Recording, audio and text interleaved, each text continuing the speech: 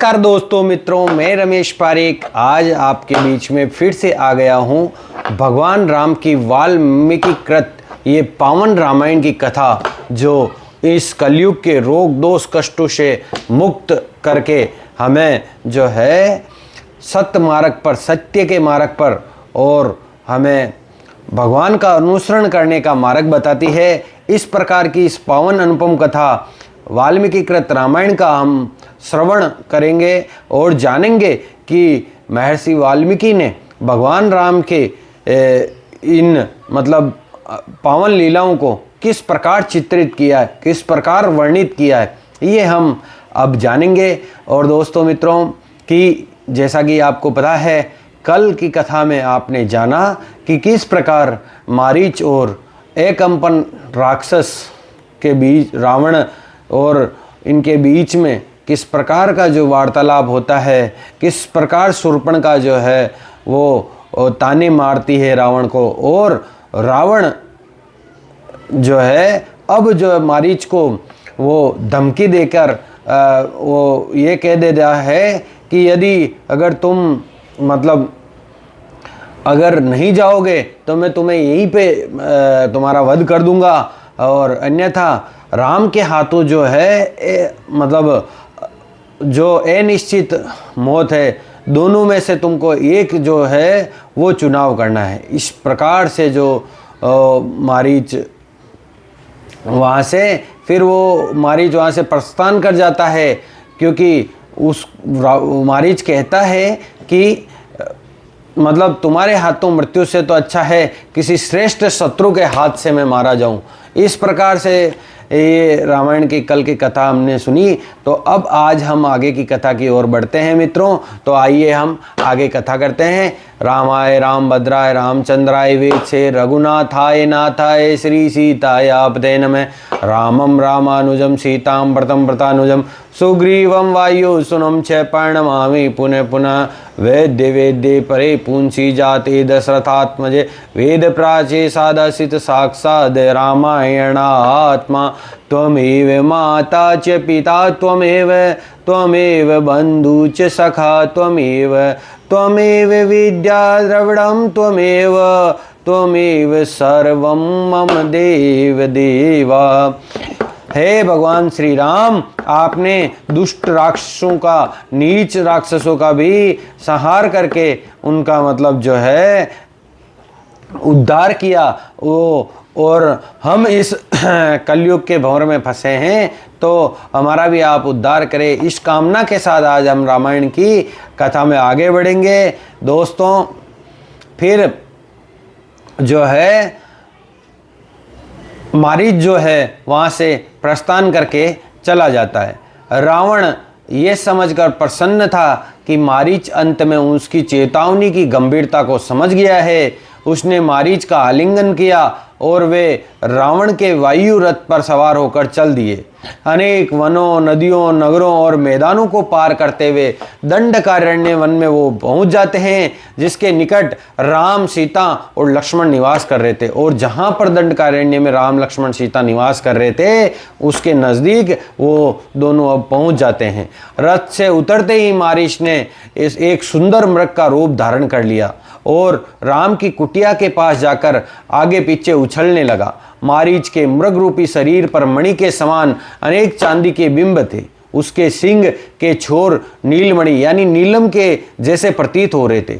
उसका मुख गुलाबी कमल के समान, पूंछ इंद्रधनुष के समान तथा उसके कानों की कांति नील वर्ण की प्रतीत होती थी। ऐसा लगता था कि मानो वे मायावी मृग है, नाना प्रकार के बहुमूल्य रत्नों से निर्मित हो। उस मर्ग पर एक ऐसी कांति शोभायमान थी जिससे लगता था कि वे मानव कुटिया के चारों ओर के क्षेत्र को प्रकाश युक्त कर रहा हो। कभी वे घास कुतरता तो कभी वृक्षों के मध्य केड़ा करता। उस समय सीता पुष्प एकत्रित कर रही थी। सीता मैया पुष्प जो है थे उनको एकत्रित कर रही थी। उन्हें देखते ही मृग का रूप धारण किए हुए मारीच ने सीता का ध्यान आकर्षित करने हेतु उछलना दौड़ना आरंभ कर दिया तथा उन्हें लुभाने के लिए वे नाना प्रकार की लीलाएं करने लगा। उस क्षेत्र में अन्य सभी मृग का वेश धारण करने वाले उस राक्षस की गंध से भयभीत होकर पलायन कर गए। तो जो भी मृग थे वो उसकी गंध जो है उससे प्रभावित होकर वो वन छोड़कर अन्य मृग वो है वहां से पलायन कर गए। वे मायावी मृग सीता के सामने आकर उछलने लगा। सीता उस आश्चर्यजनक मृग को देखकर मोहित हो गई, क्योंकि ऐसा मृग उन्होंने पहले कभी नहीं देखा था। आश्चर्य से देखते हुए उन्होंने ऊंचे स्वर में पुकारा, हे राम, हे लक्ष्मण, शीघ्र यहाँ आइए। सीता उसे एकटक देख रही थी। राम व लक्ष्मण ने भी उस मायावी मृग को देखा, किंतु लक्ष्मण सावधान हो गए। उन्होंने कहा, यह किसी का षड्यंत्र हो सकता है। राक्षस मारीच इस प्रकार से पशुओं का रूप धारण करने के लिए कुख्यात है और ऐसा वह भ्रमित करने के लिए करता है। वह सदैव वन में शिकार के लिए अन्य आए राजाओं को लूटने की प्रतीक्षा करता रहता है। तो लक्ष्मण जी थे, उन्होंने इस प्रकार सावधान होते हुए उन्होंने शंका जाहिर की। तब सीता माता ने हस्तक्षेप करके बोला, क्योंकि उस मायावी मृग को देखकर उनकी बुद्धि पहले से ही वशीभूत हो चुकी थी। उन्होंने कहा, हे राम, कृपया इस मृग को पकड़कर लाएं, क्योंकि ये मेरे मन को भा गया है। मैं इसे पालतू बनाकर अपनी यहाँ पर कुटिया में रखना चाहती हूँ। इस प्रकार से सीता मैया मोहित होकर उस मृग से इस प्रकार के वाक्य कहने लगी। इस उदासीन वन में ये मनोरंजन का साधन रहेगा। कृपया शीघ्र जाकर इस मृग को पकड़ कर लाइए। वनवास की अवधि पूरी होने पर मैं इसे अयोध्या ले जाऊंगी। निश्चित रूप से भरत और हमारी माताएं इसे देखकर प्रसन्न होंगे। हे राम, इसके साथ कीड़ा करने की इसके साथ खेलने की मेरी प्रबल इच्छा हो रही है। ये कितना सुंदर है और इसकी कोमल त्वचा चंद्रमा के समान देवदीप्तिमान हो रही है। हे रघुवर, यदि आप इसे जीवित नहीं पकड़ सकते हैं तो कम से कम मार कर लाए, ताकि मैं अपने कंबल के लिए इसकी मणि के समान त्वचा को प्राप्त कर सकूं।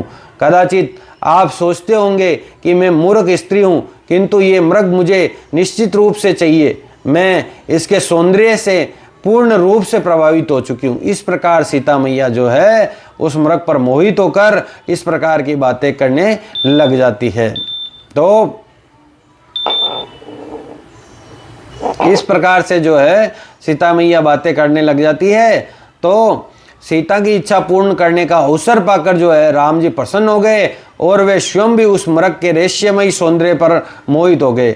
उन्होंने लक्ष्मण से कहा, सीता इस मृग पर मोहित हो गई है, मुझे उसके लिए ये मृग लाना होगा। इसकी जीभ को देखो, जो किसी ज्वाला या बादल के मध्य कड़कती बिजली के समान है। ऐसा मृग स्वर्ग के उद्यानों में भी नहीं पाया जाता है। इस मृग का सौंदर्य जो है इसके प्राण ले लेगा। इसकी स्वर्ण सदृश बिंदु युक्त त्वचा से मैं आसन बनाऊंगा, ताकि मैं और सीता उस पर एक साथ बैठकर आनंद ले सके। यदि तुम्हारे कथनानुसार ये मृग मारीच है, तब भी उसका मारा जाना इस वन में निवास करने वाले ऋषियों के लिए लाभदायक है। हे लक्ष्मण, जब तक मैं लौटकर नहीं आऊं तो तुम हाथ में धनुष लिए यहीं खड़े रहना और सीता का ध्यान रखना। इस प्रकार भगवान राम तो जानते ही थे इस माया को, और उन्होंने लक्ष्मण जी को इस प्रकार से कहा, आश्वासन दिया कि जब तक मैं नहीं आऊं तब तक तुम यहीं खड़े रहना। जैसे ही राम ने तलवार, धनुष और 2 तरकस उठाए, मारीच तुरंत दृष्टि से वहां से ओझल हो गया। जब राम वन में गए, वह मृग पुनः दिखाई दिया। वे वेग से आगे दौड़ता, फिर थोड़ी देर पीछे मुड़कर देखता, फिर वे राम के निकट आया, मानो उन्हें ललचा रहा और वह आकर उसे पकड़ ले। जैसे ही राम मृग की ओर बढ़े, वह दृष्टि से ओझल हो गया। इस प्रकार मारीच राम को प्रलोभन देकर कुटिया से बहुत दूर लेकर चला आया। उनको भ्रमित करने वाली चाल से राम असमंजस में पड़ गए और उन्हें थकान होने लगी। उसका पीछा करते हुए थक जाने के पश्चात अंततः राम एक वृक्ष के नीचे बैठ गए। तब पुनः वे मृग अत्यंत निकट दिखाई पड़ा, किंतु जैसे ही राम उसे पकड़ने के लिए उठे, वे मृग रहस्यमयी ढंग से फिर ओझल हो गया उदास होकर राम ने उसे जीवित पकड़ लाने का विचार छोड़ दिया। इस प्रकार पुनः जब कुछ दूरी पर वह मृग दिखाई पड़ा, तब राम ने ब्रह्मा का प्रज्वलित बाण मृग का वध करने के लिए छोड़ दिया। राम के बाण से बचने के लिए मारीच बहुत ऊपर उछला, किंतु बाण ने उसके हृदय को भेद दिया। मारीच को घातक चोट पहुंची और वह भूमि पर गिर गया और उसने अपना वास्तविक राक्षस रूप धारण कर लिया। रावण के आदेश को याद करते हुए वे राम के स्वर में विषादग्रस्त होकर चिल्लाया, हे सीता, हे लक्ष्मण। इस प्रकार जो है मारीच ने प्राण त्याग दिए और उसकी पुकार सुनकर राम खिन्न हो उठे और भगवान राम को ये अनुमान जो है लग गया कि ये मारीच की चाल थी और मारीच ने हे सीता, हे लक्ष्मण जो मरते हुए पुकारा था, इस बात से वो जो राम जी है वो खिन्न हो उठे और सीता और लक्ष्मण क्या सोचेंगे ये सोचकर राम जी खिन्न हो उठे। राम अपनी कुटिया की ओर बढ़े और वह जाते हुए उनके हृदय में भय उत्पन्न होने लगा। तब राम जी जो है अपनी कुटिया की ओर जाने लगे, तब उनको भय उत्पन्न होने लगा। इस बीच जब सीता ने मारीच की पुकार सुनी, तब उन्हें लगा कि राम की सहायता के लिए पुकार रहे हैं। व्याकुल होकर वे लक्ष्मण की ओर मुड़ी और उनसे निवेदन करने लगी कि राम शीघ्र ही राम के पास जाओ और पता लगाओ कि क्या हुआ है। सहायता के लिए वे राम के ही स्वर थे, उन्हें आपकी आवश्यकता है। हे लक्ष्मण, मेरा हृदय धड़क रहा है और मैं कठिनाई से श्वास ले पा रही हूँ। मुझे लगता है राक्षसों ने राम को परास्त कर दिया है। सीता की रक्षा करने का राम के द्वारा दिए गए आदेश लक्ष्मण को भली भांति स्मरण था, अतः लक्ष्मण वहीं स्थिर रहे। उन्हें उदासीन देखकर सीता अधिक दुखी हो उठी और लक्ष्मण को कटु वचन बोलने लगी। जो सीता मैया है फिर लक्ष्मण जी को वहां भेजने के लिए कठोर वचन बोलने लगी। आप यहाँ खड़े क्यों हैं? आप क्या चाहते हैं कि राम की मृत्यु हो जाए? अब ये स्पष्ट हो गया कि आप मित्र के रूप में अपने भाई के ही शत्रु है। मुझे लगता है कि आप राम की मृत्यु चाहते हैं ताकि आप अपनी इच्छा अनुसार मेरा भोग कर सके, अन्यथा आप अवश्य ही उनकी रक्षा के लिए शीघ्र ही चले जाते। शीघ्र जाइए लक्ष्मण, जब मेरे पति संकट में हो तो मेरे जीवित और सुरक्षित होने का क्या लाभ है? तो इसके लिए आप जल्दी से हैं राम के पास जाइए। तब सीता भय के मारे कांपने और सुबकने लगी। तब लक्ष्मण ने कहा, स्वयं को नियंत्रण में रखने का प्रयास करें, धैर्य धारण कीजिए। राम को कोई हानि नहीं पहुंचा सकता है इस लोक में, ना राक्षस, ना इंद्र, ना ही कोई देवता उनका कुछ बिगाड़ सकता है। मुझे विश्वास है कि जो स्वर आपको सुनाई दिया है वे हमें भयभीत करने के लिए मारीच की मायावी चाल है।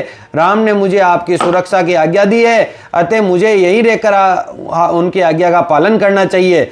अब मतलब जो है सीता जी जो चिंता के कारण बड़ी विक्षिप्त सी हो उठती है और लक्ष्मण के शब्दों ने उनके क्रोध में और वृद्धि कर दी। क्रोध में सीता उच्च स्वर में बोली, निर्लज्ज और द्रुत, मुझे लगता है तुम राम को संकट की घड़ी में आनंद मना रहे हो, अन्यथा क्या तुम इस प्रकार निश्चिंत होकर वार्तालाप करते? तुम अपने अग्रज के आज्ञाकारी सेवक होने का केवल स्वांग करते हो। राम के साथ वन में आने का वास्तविक कारण तो यह है कि तुम उनका वध करके अपनी कामुक इच्छाओं की पूर्ति के लिए अवसर प्राप्त करना चाहते थे।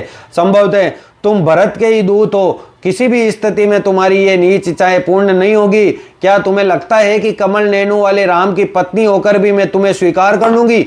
इससे अच्छा तो मैं प्राण त्याग दूं। वस्तुतः राम के बिना जीवन का एक क्षण भी मेरे लिए असहनीय है। सीता के शब्द लक्ष्मण के हृदय में बाण के समान चुभ गए। हाथ जोड़कर वो भयभीत लक्ष्मण जी ने उत्तर दिया, हे मिथिला की राजकुमारी, आप मेरे लिए देवी के समान है, अतएव मैं प्रतिकार में कड़े वचन नहीं बोल सकता। मुझे ज्ञात है स्वभावतः जो है स्त्रियां कठिनाइयों का एवं मित्रों के मध्य मनमुटाव का कारण बनती है। वस्तुतः स्त्रियां है इतनी अस्तर और निष्ठुर होती है कि जब वे किसी इच्छा के प्रति आसक्त हो जाती है तब वे नीति तथा सद्व्यवहार को भी भूल जाती है। हे जनकसुता, आपने अपने कटु वचनों से मुझे उद्यत कर दिया है, अतएव मैं राम के पास आपकी इच्छा पूर्ति हेतु जाऊंगा। क्योंकि आसन्न संकट के अशुभ संकेत देख रहा हूं, अतएव भय लगता है कि जब मैं राम के साथ लौट कर आऊंगा तब कदाचित आप यहां पर नहीं मिलोगी। इस बात का मुझे भय लग रहा है। घबराकर सीता ने कहा, यदि राम की मृत्यु होती है तो मैं पर्वत से कूद जाऊंगी, डूब जाऊंगी या विष खा लूंगी। कोई अन्य पुरुष मेरा स्पर्श करे, इससे श्रेष्ठ यही होगा कि मैं मर जाऊं। सीता के कटु वचनों से उत्तेजित लक्ष्मण एक ओर अपने कर्तव्य और दूसरी ओर राम को देखने की अपनी आंतरिक इच्छा के मध्य असमंजस में थे। इस प्रकार चूंकि सीता उन पर दोषारोपण करती रही, अनिच्छा पूर्वक लक्ष्मण वहां से चल दिए और रावण को वह अवसर मिल गया जिसकी अधीरता से वो प्रतीक्षा कर रहा था। वह रावण केसरिया वस्त्र धारण किए हुए, बालों का जोड़ा बनाए, लकड़ी की पादुका पहने हुए तथा दाहिने वस्त्र कंधे पर छत्र एवं बाएं हाथ में एक छड़ी तथा जल पात्र लिए भिक्षुक के वेश में, एक सन्यासी साधु के वेश में सीता के समक्ष आया। अपनी कुटिया के अंदर बैठी हुई सीता राम की अनुपस्थिति में विलाप कर रही थी। तभी रावण द्वार पर आकर खड़ा हुआ। मैं दुखी होकर भय से वायु अवरुद्ध हो गई। वन के वृक्षों की पत्तियों ने हिलना बंद हो गया और गोदावरी नदी का जल शांत हो गया। वैदिक मंत्रों का उच्चारण करते हुए रावण सीता के पास आया। सीता को देखते ही रावण का हृदय वासना के बाण से भेदित हो गया। तब उसे आकर्षित करने की आशा में रावण ने सीता से कहा, हे सुंदरी, तुम कौन हो जो इस भयानक वन में अकेली रहती हो? क्या तुम मर्यादा की देवी हो और या ख्याति की देवी कीर्ति हो, दिव्य शक्तियों की देवी भूति हो अथवा प्रेम की देवी रति हो? कदाचित तुम स्वयं लक्ष्मी हो जो इस समय कमल पुष्प के विद्यमान हो। तुम्हारे श्वेत दंत चमेली की कलियों के पंक्ति के समान जो है प्रतीत हो रहे हैं। तुम्हारी काली आंखें दो भ्रमरू के समान है जो कमल सदृश तुम्हारे मुख के पास परिभ्रमण कर रहे हो। तुम्हारी जांघें सुंडाकार तथा हाथी की सूंड के समान सुंदर है एवं तुम इतनी सुंदर हो कि तुम यहाँ पर इस घने मतलब जो वन में ये यहाँ पर अकेली क्या कर रही हो?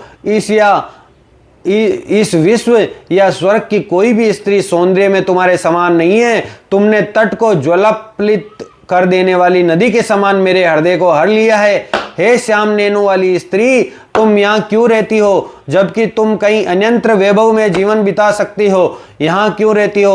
तुम्हें ऐसे महल में जाकर रहना चाहिए जहाँ सुंदर बहुमूल्य वस्त्र हो, आभूषण और असंख्य सेवक हो। क्या तुम रुद्र, मरुत तथा वसु में से किसी की पत्नी हो? है मधुर मुस्कान बिखेरने वाली योग्य पति का चयन करो और भयंकर वन्य प्राणियों से भरे इस वन को त्याग दो। इस प्रकार से रावण सीता मैया को संबोधित करता है। तो इस प्रकार से संबोधित किए जाने पर किसी ब्राह्मण का तिरस्कार करना उचित न जानकर सीता ने उनका यथाचित जो है स्वागत किया। उसे बैठने के लिए आसन एवं पेट धोने के लिए जल देने के पश्चात सीता जी ने उसे भोजन देते हुए कहा, श्रीमान, मेरा नाम सीता है। मैं मिथिला के श्रेष्ठ राजा जनक की पुत्री हूँ। 6 वर्ष की आयु में ही मेरा विवाह राम के साथ हुआ था जो मेरे पति है। तत्पश्चात अपनी पत्नी के कहने पर मेरे ससुर राजा दशरथ ने उनके पुत्र भरत को अपना उत्तराधिकारी नियुक्त किया और राम को 14 वर्ष का वनवास का आदेश दिया। कृपया आप मुझे अपना नाम, वंश परंपरा तथा दंडकारण्य वन में अपने आने का कारण बताइए। इस प्रकार से सीता जी जो है अपने आवेगों को अब और अधिक नियंत्रित करने में अक्षम रावण जो है वो उत्तेजित हो जाता है और कहता है, मैं राक्षसों का राजा रावण हूँ। बड़े से बड़ा देवता भी मेरा केवल नाम सुनकर कांप जाते हैं। निर्दोष सुंदरी, अब चूंकि मैंने तुम्हें देख लिया है, अतः अब से मुझे अपनी अनेकों पत्नियों के संग कोई सुख नहीं मिलेगा। प्रिय सीता, तुम मेरी रानी बन जाओ। तुम्हारे आदेशों का पालन करने हेतु 5000 दासियां हैं। इस वन को त्याग कर लंका के सुंदर उद्यान में मेरे साथ आनंद पूर्वक निवास करो। तो रावण की बात सुनकर सीता क्रोधित हो उठी। उन्होंने उसे तिरस्कृत करते हुए कहा, मैं राम के प्रति पूर्ण समर्पित हूँ, जो चट्टान के समान स्थिर है, सागर के समान गंभीर है और वट वृक्ष के समान आश्रय प्रदान करने वाले हैं। मैं उन राम के प्रति समर्पित हूँ जो शक्तिशाली भुजाओं वाले और चौड़ी छाती वाले हैं तथा जिनका मुख पूर्ण चंद्रमा के समान है और जो आत्म संयमी और गुणों के धाम है। राम सिंह के समान है और तुम सियार सदृश होकर मुझे सिंह की पत्नी को प्राप्त करना चाहते हो? क्या तुम सूर्य का स्पर्श करने या मंदर पर्वत को उठाने का साहस कर सकते हो? क्या तुम अपने नेत्रों को सुई से छेद सकते हो या अपने वस्त्र में अग्नि वहन कर सकते हो? अपनी गर्दन में विशाल शिला बांधकर तैरकर सागर पार कर सकते हो? तो फिर तुम राम की पत्नी को लेकर जाने का दुस्साहस कैसे कर रहे हो? राम गरुड़ है और तुम मात्र एक कोए हो। राम सागर है और तुम मात्र एक छोटे से तालाब हो। राम अमृत है और तुम दूषित जल मतलब कीचड़ के समान हो। और वह चंदन है और तुम कीचड़ हो। वह स्वर्ण है और तुम जो है वो जो लोहा हो, वो सोना है और तुम जो लोहा हो। राम हंस है और तुम गिद्ध से अधिक कुछ भी नहीं हो। तुम मुझे तो तुम लोहा मेरा अपहरण कर सकते हो, किंतु राम के जीवित रहते तुम्हें वही आनंद प्राप्त होगा जो घी में गिरकर तड़पने वाली एक मक्खी को मिलता है। इस प्रकार से सीता मैया उसका तिरस्कार करती हुई उसे मतलब जो है मतलब कटु वचन कहने लगी।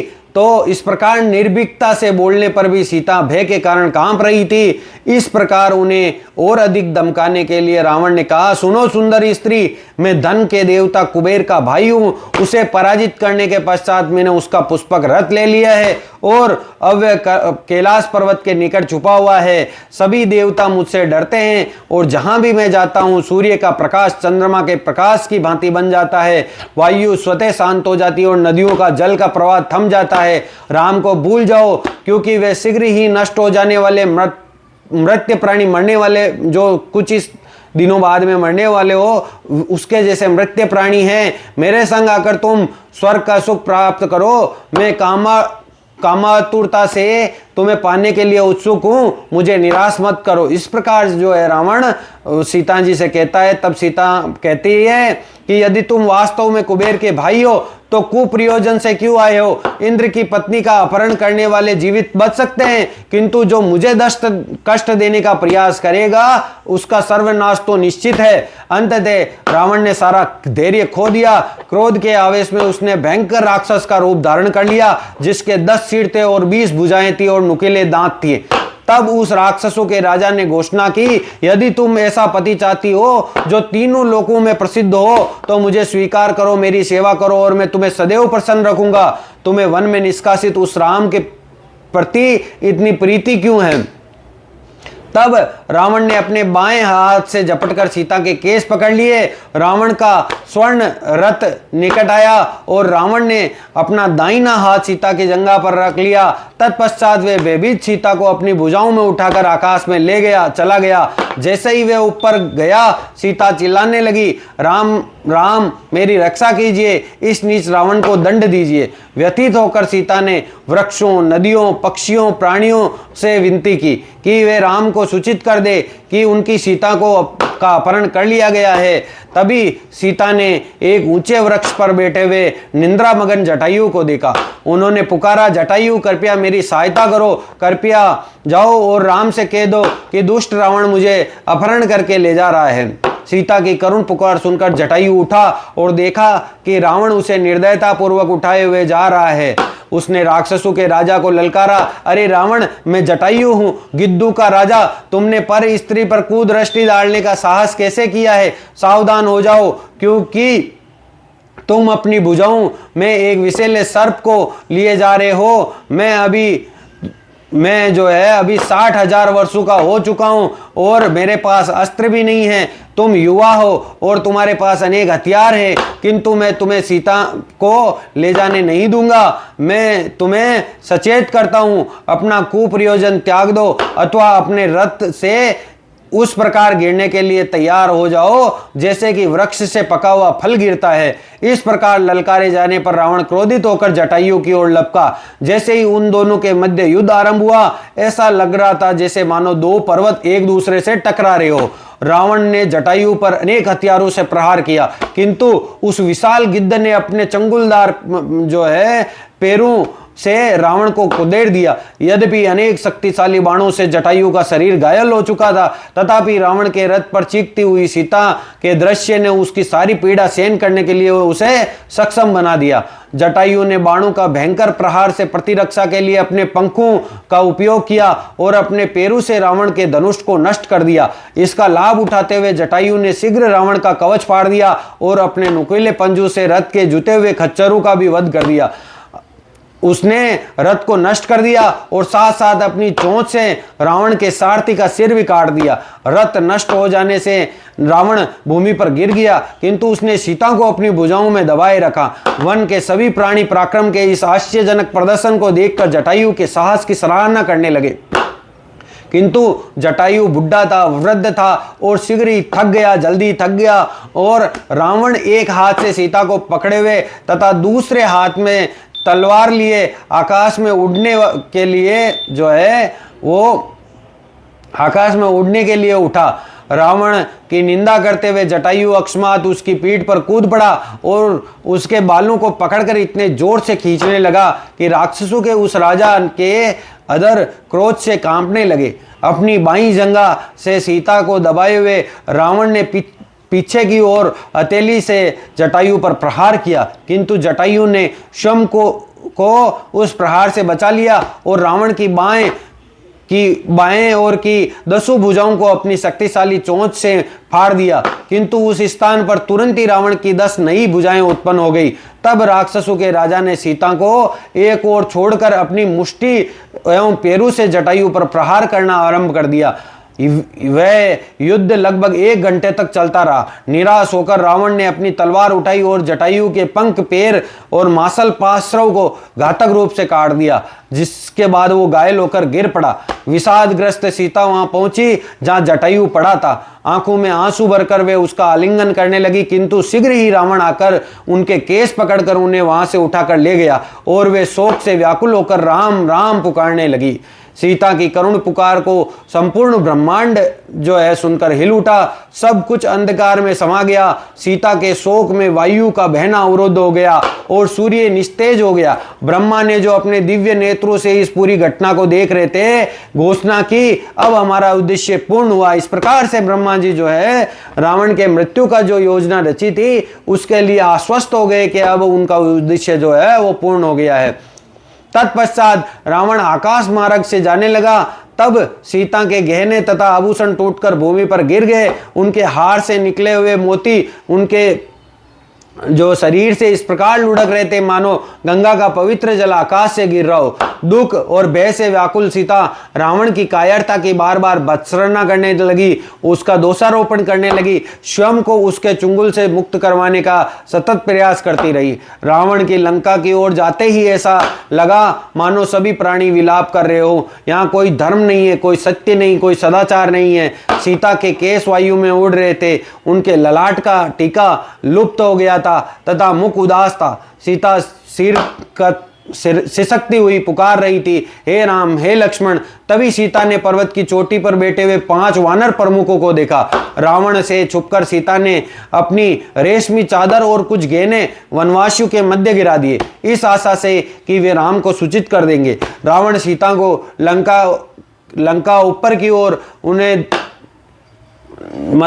लेकर जा रहा था और वे वानर एक तक अनेक शक्तिशाली भौतिकतावादियों की भांति जो है वो रावण ने अपनी इच्छित वस्तु प्राप्त करने के लिए परिणाम के विषय में बिना विचार किए ही ऐसा कार्य किया था। सीता को सागर के पार अपने राज्य में ले जाते हुए वो ये विचार करके प्रसन्न हो गया कि उसने सफलतापूर्वक सीता का अपहरण कर लिया है और अब वे उन्हें अपनी रानी बनाने के लिए उत्सुक था।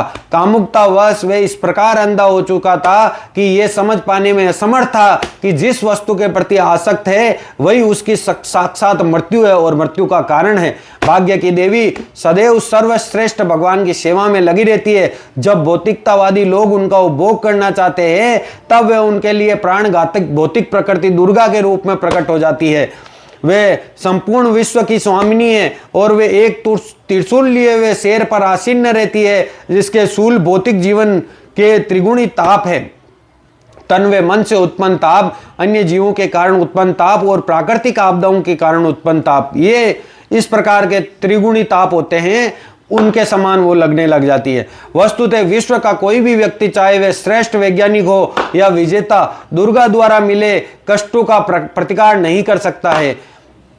रखने को भगवान से भी अधिक बलवान समझने वाले रावण ने वास्तविकता की उपेक्षा की। सागर को पार करने के पश्चात रावण सीता को अपने महल के भीतरी कक्षों में ले गया, जहां जाकर उसने अपनी भयावह राक्षसनी दासियों को आज्ञा दी कि सीता का उचित प्रकार से ध्यान रखो। मेरी अनुमति के बिना कोई भी उसका मुख देख न पाए। उसे स्वर्ण मणि, उत्तम वस्त्र, आभूषण और भोजन दिया जाए। उसकी इच्छा के अनुसार सब कुछ उसे प्रदान कर दिया जाए, किंतु मेरी चेतावनी याद रखना, उसके प्रति एक भी कटु वचन बोलने वाले को मेरे हाथों जो है वो मारा जाएगा। इस प्रकार से रावण अपने सब वहां पे जो दासियां थी उनको इस प्रकार से कहता है। इसके पश्चात रावण ने 8 शक्तिशाली राक्षसों को बुलवाया और कहा, जब से राम ने जन स्थान के सभी राक्षसों का संहार किया है, उसके प्रति मेरे मन में ऐसी शत्रुता उत्पन्न हो गई है कि उसे सहन कर पाना मेरे लिए कठिन हो गया है। वस्तुतः मैं तब तक चैन से नहीं सो सकता हूं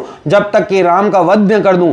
अभी ही जन स्थान जाकर ठीक से पता लगाओ और मुझे सूचित करो कि वे क्या कर रहे हैं। तब अपनी इच्छा के अधीन होकर रावण पुनः सीता को देखने चला गया। उस कक्ष में प्रवेश करने पर उसने देखा कि अनेक राक्षसनियों से घिरी हुई सीता जो है संतर अवस्था में है। अपने ही आंसुओं से भीगी हुई सीता ऐसे प्रतीत हो रही थी जैसे वायु के थपेड़े खाई हुई कोई नाव सागर के तट पर आकर जो है लग गई हो, अथवा कोई मृगिणी अपने झुंड से अलग बिछुड़कर जो है थानों से गिर गई हो। इच्छा न होने पर भी रावण सीता को महल भ्रमण पर ले गया। वे भव्य महल देवताओं के निवास जैसा था, जहां रावण की इच्छा पूरी करने के लिए सहस्त्रों जो हजारों दास थे, अनेक कक्षों में पिंजरे थे और उसमें अनेकों पक्षी रखे हुए थे, तथा महल की दीवारों पर बहुमूल्य रत्नों से विचित्र नक्काशी की गई हुई थी। सैयाएं हाथी दांत से निर्मित थी, जिन पर स्वर्ण जड़ा हुआ था। गवैये मधुर स्वर में गीत गा रहे थे तथा महल के उद्यानों तथा जलाशयों में फंवारे एवं कमल के पुष्प थे। सीता ने देखा कि प्रत्येक कक्ष विस्तृत और सुसज्जित था। उसमें रहने वाली सहस्त्रों स्त्रियां अवर्णनीय बहुमूल्य रत्न धारण किए हुए थी। रावण ने बताया, लंका में 32 करोड़ राक्षस निवास करते हैं। इनकी संख्या में वृद्धों और शिशुओं की गणना सम्मिलित नहीं है, तथा इसमें से 1000 अनुचर मेरी व्यक्तिगत सेवा के लिए हैं। यदि तुम बुद्धिमान हो तो हे सुंदरी सीता, तुम मेरी उद्दीप्त कामना को पूर्ण करके मेरी मुख्य पटरानी बन जाओ। मेरी रानी बनकर संपूर्ण वैभव पर शासन करो। मैं तुम्हारे प्रति उत्पन्न प्रेम की अग्नि में तप रहा हूं और तुम्हारे प्रति ही समर्पित रहूंगा। कृपया तुम मान जाओ और मुझे प्रेम भरी दृष्टि से देखो, क्योंकि यौवन का सौंदर्य शरणभंगुर है। तुम मेरे साथ जीवन का आनंद लो और उस तुच्छ राम को मन से निकाल दो। सीता ने अपने चंद्रमा के समान मुख को ढक लिया और चुपचाप आंसू बहाने लगी। रावण पुनः कहने लगा, तुम इस बात से भयभीत ना हो कि हम दोनों का संबंध धार्मिक सिद्धांतों के विरुद्ध है। तुम मुझे प्राणों से भी अधिक प्रिय हो। मैं तुम्हारे चरण पकड़कर निवेदन करता हूं कि तुम मान जाओ। मेरी इस प्रार्थना को, जो तुम्हारे प्रति प्रेम परिवेदना से उत्पन्न हुई है, व्यर्थ न जाने दो। इससे पहले रावण किसी भी स्त्री के समक्ष कभी झुका नहीं है। रावण को लगा कि सीता के प्रति अपने प्रेम का प्रदर्शन करके वे सीता को शीघ्र ही अपने वश में कर लेगा, किंतु सीता मैया ने भय रहित उत्तर दिया, मेरे हृदय में केवल राम वास करते हैं। मैं एक हंसनी जो है कमल से परिपूर्ण सरोवर में अपनी पति के संग क्रीड़ा करती हूँ। तट पर भटकने वाले बतख के पास क्यों जाऊं? तुम मेरे साथ जो चाहो कर सकते हो। अपनी पाप में गणित कामुकता के कारण तुम शीघ्र ही राम के हाथों मारे जाओगे। सीता द्वारा इस प्रकार तिरस्कृत होने के पश्चात रावण क्रोधित होकर बोला, मैं तुम्हें केवल 12 मास का समय देता हूं, ताकि तुम स्वयं को मेरे प्रति समर्पित कर दो। समय पूरा होने पर भी यदि तुम सहमत नहीं हुई तो मेरे रसोइये तुम्हारे टुकड़े टुकड़े कर देंगे और उसे मेरा भोजन बनाकर परोसेंगे। इस प्रकार से जो है रावण सीता जी को डरा धमका रहा है।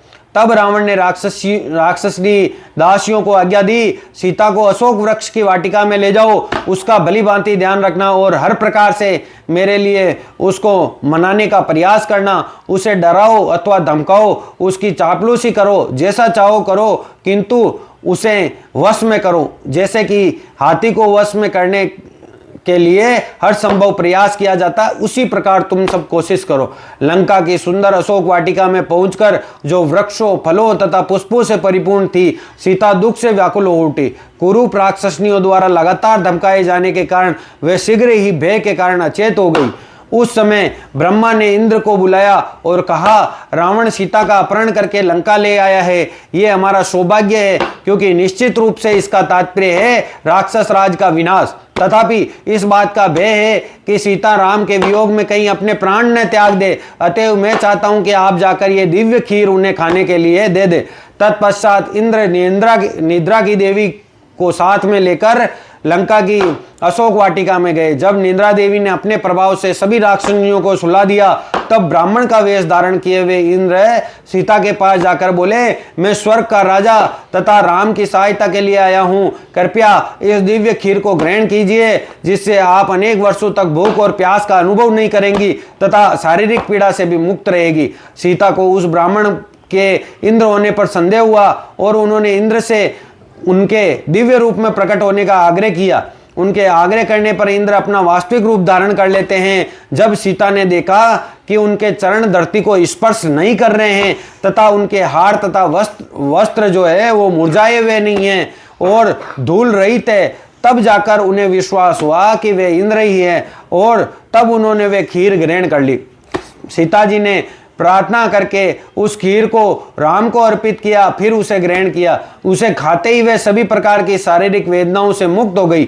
इंद्र व निद्रा देवी जो थी वो ओझल हो गई, उनका लक्ष्य पूर्ण हो गया। भगवान के भक्त जब किसी भी विपत्ति में पड़ जाते हैं, तब भगवान उनकी सुरक्षा करते हैं। अपनी सुरक्षा एवं कुशलता के लिए भक्त कभी चिंतित नहीं रहता है। ये जानकर कि कृष्ण और राम को सदैव जो है उनकी आवश्यकता का बोध है, उनका मन केवल भगवान की सेवा में ही लगा रहता है।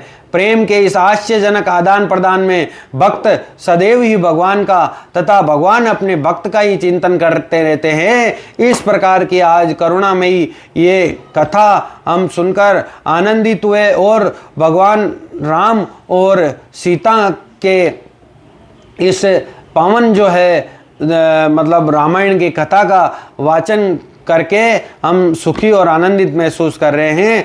अब जो है आज सीता माता के अपहृत तो रावण द्वारा अपहृत कर लिए जाने के पश्चात आगे की कथा हम कल सुनेंगे और जानेंगे कि किस प्रकार आगे घटनाएं वाल्मीकि रामायण में बनती है और किस प्रकार से सीता जी को रावण प्रताड़ित करके और तरह तरह के प्रलोभन देकर मतलब वो सीता जी के साथ दुर्व्यवहार करता है। किस प्रकार से जो है राम जी जब वो कुटिया में पहुंचेंगे तो क्या आगे दृश्य बनते हैं, इन सब दृश्यों को जानेंगे और आज की इस कथा को यही संपूर्ण करते हैं। जय श्री